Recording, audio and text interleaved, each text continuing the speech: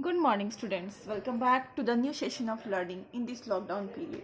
This is your accounts class, and I am your Neha ma'am. We are doing chapter number 5, that is accounting equation from class 11. Okay, in the last video we had solved 2 questions. In today's video again we are going to solve 2 questions.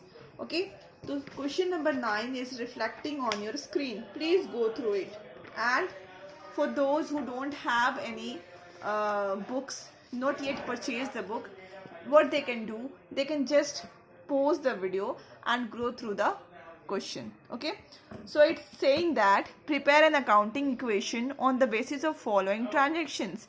ये सारे transactions के basis पे accounting equation आपको क्या करना है, बनाना है. ठीक है, तो अभी इसका हम लोग फॉर्मेट बना लेते हैं.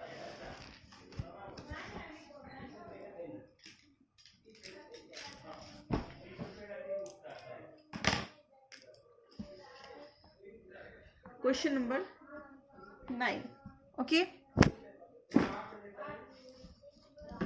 so first we are going to make serial number, then transactions, then this whole area is for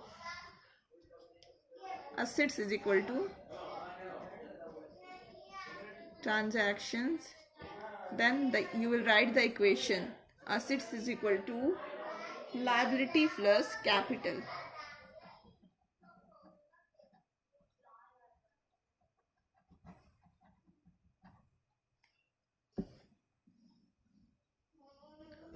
And we will going to make one more margin.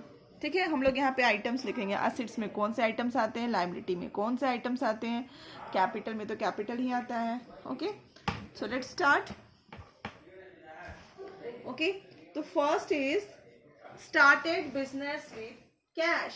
क्या हो रहा है, पहला transaction started business with cash. तो I am writing here first.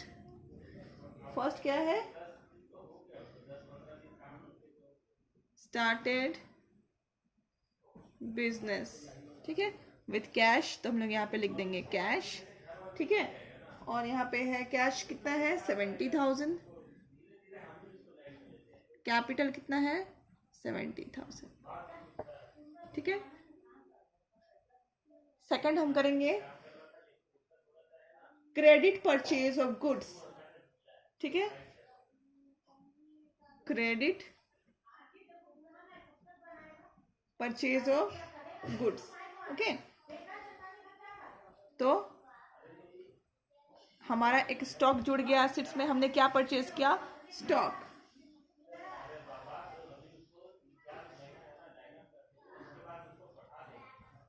ठीक है, 18,000 हो गया. हमने क्या किया, कैश परचेज किया.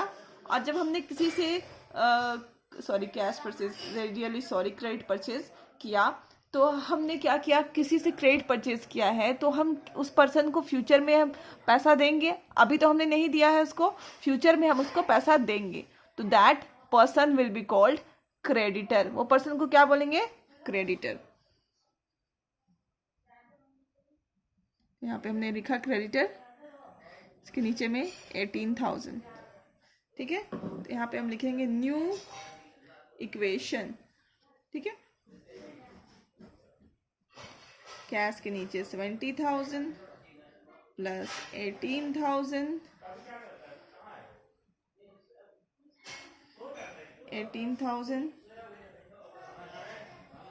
17,000, दोनों तरफ देखो बराबर है. Then third. ठीक है, payment made to creditor in full settlement. ये देखिए, ये इंपॉर्टेंट है जो आपको देखना है. पेमेंट मेड टू क्रेडिटर, क्या करना है, क्रेडिटर को पेमेंट करना है. क्रेडिटर हमारा देखो यहाँ पे है. ठीक है, क्रेडिटर वो पर्सन होता है जिससे हम उधार में सामान लिए हैं, तो हम उसको फ्यूचर में पेमेंट करेंगे, तो ये हमारा क्रेडिटर है, उसको हमें पेमेंट करना है. ठीक है, तो हमें क्या करना है, यहाँ पर पेमेंट मेड टू क्रेडिटर. हमें पेमेंट मेड करना है, किसको, क्रेडिटर को करना है, इन फुल सेटलमेंट ₹17,500. अभी आप देखो, हमें क्रेडिटर को कितना पेमेंट करना था, एक्चुअली में 18,000, बट हम कितना पेमेंट कर रहे हैं 17,500, और उसको बोल रहे हैं कि ये आपका फुल सेटलमेंट का अमाउंट है, ये रख लीजिए और हमें भूल जाइए। ठीक है, फुल सेटलमेंट मतलब होता है कि ये अमाउंट रख लीजिए और हमें भूल जाइए। ठीक है, जैसे मान लो मैं एग्जांपल दे रही हूँ कि ये आप हैं, दिस इज यू। ओके, कोई भी सारे बच्चे अपने आप को इमेजिन कर सकते हैं कि यहाँ पे अपने आप को इमेजिन कर लो। ठीक है, और यहाँ पे आपका फ्रेंड है। ठीक है, फ्रेंड है। ठीक है, तो इससे आप क्या किए हो 18,000 रुपया उधार लिए हो। ठीक है, कितना उधार लिए हो 18,000 रुपीज उधार लिए हो, और उसको बोल रहे हो कि ठीक है आपको मैं 17,500 पे करूँगा। ठीक है, 17,500 पे करूँगा। ठीक है, ठीक है, तो यहाँ पे हम लिखेंगे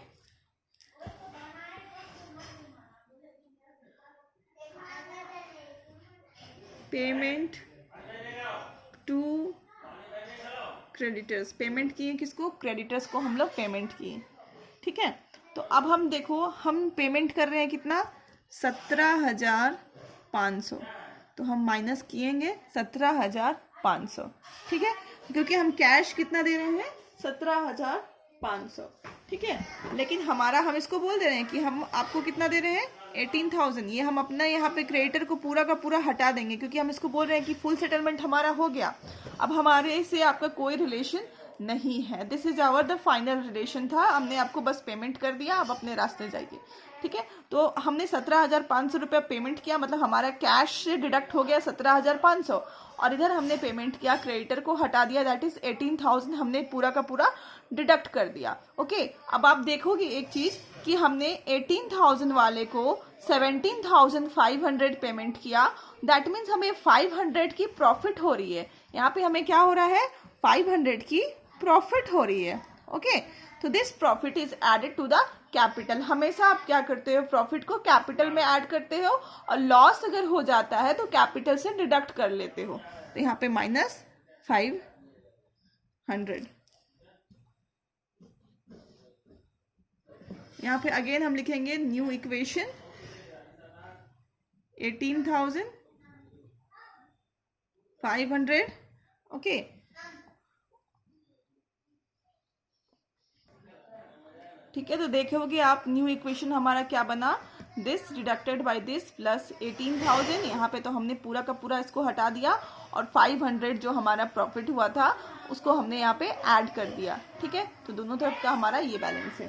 ठीक है, नेक्स्ट हम देखेंगे फोर्थ जो है, ये देखिए I will show you also. ये फोर्थ कर रहे हैं, purchase of machinery for cash ₹20,000। 20,000 रुपया का हमने एक मशीन खरीदा, सो भी कैश में। ठीक है, तो सबसे पहले तो हमारे पास लिख देते हैं यहाँ पे purchase of machinery. Purchase of machinery, एक हमने मशीन खरीदा, तो हम यहाँ पे हमारा एक और असेट्स बढ़ गया, दैट इज मशीन। तो यहाँ पे हम प्लस कर देंगे कितना कितना का मशीन खरीदा है जी हमने 20,000 का हमने मशीन ऐड कर दिया, और हमने फ्री में तो मिला नहीं है हमें, हमने इसके लिए क्या पे किया है कैश। तो हम लोग यहाँ पे 20,000 माइनस कर देंगे कैश। ओके, और यहाँ पे हमारा चलो न्यू इक्वेशन बना ही लेते हैं। न्यू इक्वेशन क्या होगा -32,500 प्लस 18,000 20,000 0 प्लस ये हो गया हमारा न्यू इक्वेशन। ठीक है, अब यहाँ पे एक लास्ट बचा हुआ है, दैट इज 5। ओके, ये है हमारा डेप्रिसिएशन ऑन मशीनरी ₹2,000। 2,000 रुपया का मशीन में डेप्रिसिएशन हो रहा है। डेप्रिसिएशन क्या होता है जी, होता है fall in the value of machinery is called depreciation, मतलब मशीन के वैल्यू में फॉल हो जाता है। जैसे मैंने आप पिछली बार एग्जांपल दिया था कि मान लो आप एक कार खरीदते हो, उसको नई नवेली कार को आप रखे रहो अपने घर में पूरे का पूरे 1 साल, उसके बाद बेचने जाओ तो क्या आपको वही सेम प्राइस मिलेगा? नहीं मिलेगा। तो क्यों नहीं मिलेगा? बिकॉज ऑफ डेप्रिसिएशन, उसकी मशीन की वैल्यू कम हो जाती है बिकॉज ऑफ डेप्रिसिएशन। तो यहाँ पे हमने क्या किया है, डेप्रिसिएशन को मशीन की वैल्यू कम कर देती है, तो यहाँ पे हम डेप्रिसिएशन लिख देते हैं, बस आपको समझ में आएगा। तो यहाँ पे हम क्या करेंगे, मशीन से माइनस करेंगे, ठीक है, क्योंकि मशीन की वैल्यू कम हो रही है ना, तो हम लोग मशीन से माइनस करेंगे।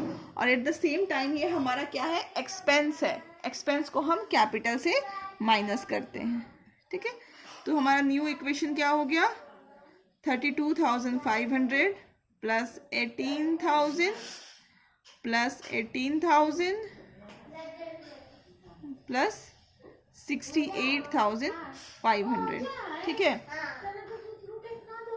फिर हम यहाँ पे देखेंगे कि हमारा न्यू दोनों का बैलेंस कितना होगा, 68,500, इधर भी 68,500, ठीक है, बोथ साइड 68,500, मतलब हमारा ये जो मतलब क्वेश्चन है या फिर सॉल्यूशन है वो सही है। नेक्स्ट हम देखने जा रहे हैं क्वेश्चन नंबर 11। ये देखिए question number 11, so the effect of following transactions and also prepare a balance sheet, started business with cash. Okay, ये सारे हैं, तो हम लोग सबसे पहले फॉर्मेट बना लेते हैं। Question number 11, okay, serial number,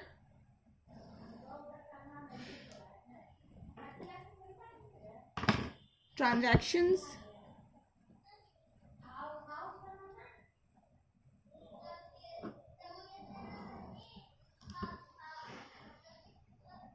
assets is equal to liability plus capital।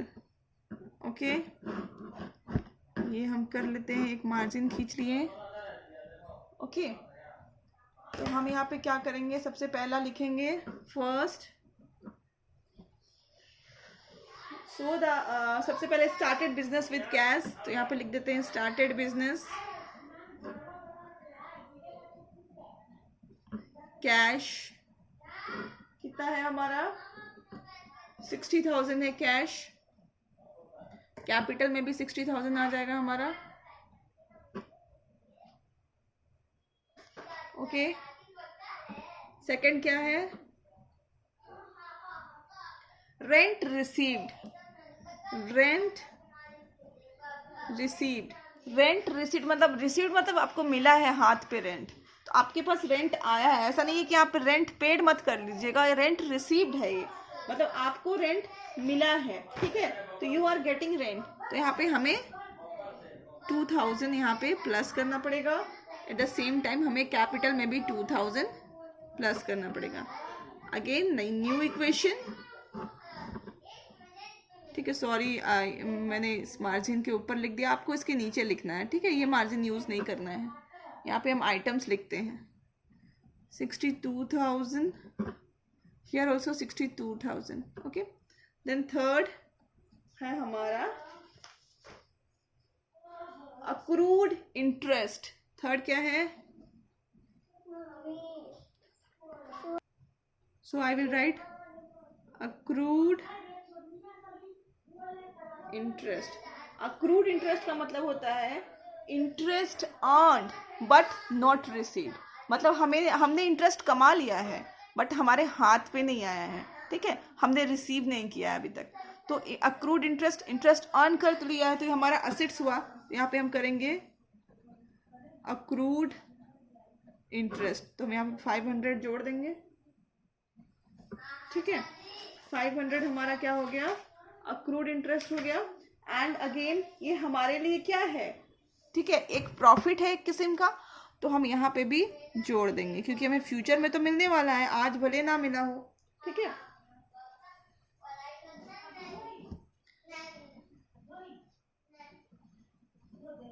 $62,000 plus 500 equal to is missing everywhere, 62,500, okay. Fourth हम देखते हैं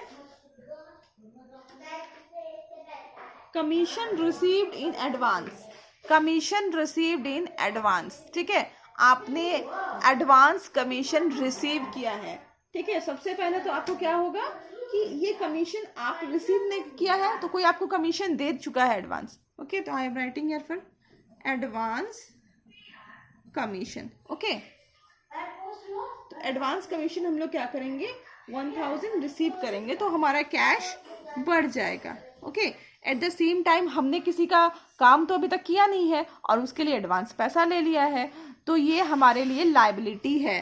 तो दिस इज आवर लायबिलिटी की तरफ एडवांस कमीशन हम लिख लेंगे और यहाँ भी 1000 लिख लेंगे.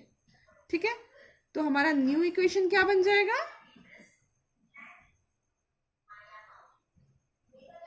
63,000 प्लस 500 1000 प्लस 62,500. ठीक है, हो गया यहाँ पे. नेक्स्ट हम क्या करेंगे, अमाउंट विथड्रॉन ₹5,000. यहाँ लिखूंगी मैं अमाउंट विथड्रॉन. ठीक है, कितना, तो अमाउंट हम कहाँ से विथड्रॉ करेंगे, ऑफकोर्स कैश से ही करेंगे, तो हमारा कैश क्या हो जाएगा, डिडक्ट हो जाएगा. ठीक है, एट द सेम टाइम हम क्या करेंगे, यहाँ पे कैपिटल से भी 5,000 रुपया माइनस कर लेंगे, तो हमारा न्यू इक्वेशन क्या बन जाएगा,